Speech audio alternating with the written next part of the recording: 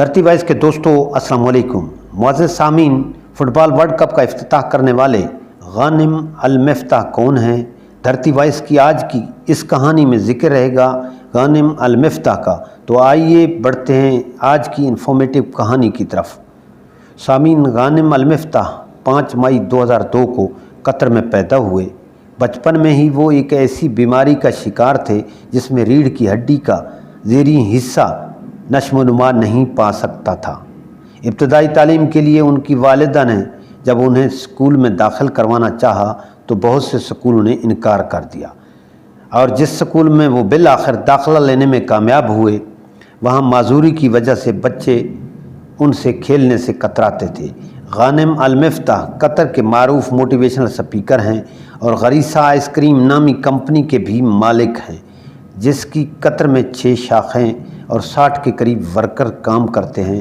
गानिम ने अपने ख़ानदान की सपोर्ट से एक फलाही तंजीम अल गानिम फाउंडेशन की बुनियाद भी रखी, जो दुनिया भर में माजूर अफराद को व्हील चेयर की फराहमी यकीनी बनाती है। गानिम अल मिफ्ताह 2017 में व्हील चेयर के बग़ैर हाथों के बल उम्रा की सआदत हासिल कर चुके हैं। वो ज़माना तालिब इल्मी में दस्ताने पैर कर फुटबॉल खेला करते थे और फुटबॉल के अलावा वो गोताखोरी भी करते हैं। और सामीन समंदर में 2000 मीटर तक गोताखोरी के जौहर दिखा चुके हैं।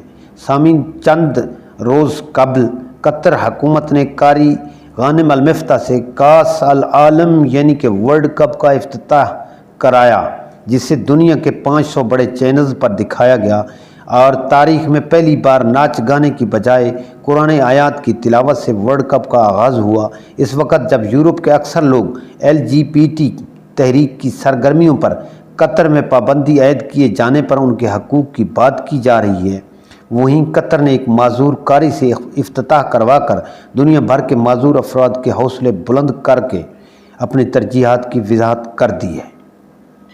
नाजरीन, इस इन्फॉर्मेटिव वीडियो के बारे में एक कमेंट्स तो ज़रूर कीजिएगा। हाँ, अगर आपने अभी तक हमारा चैनल धरती वाइस सब्सक्राइब नहीं किया तो प्लीज़ हमारे चैनल को सब्सक्राइब ज़रूर करें, ताकि इस किस्म की इन्फॉर्मेटिव वीडियोज़ आप तक बर वक्त पहुँचती रहें।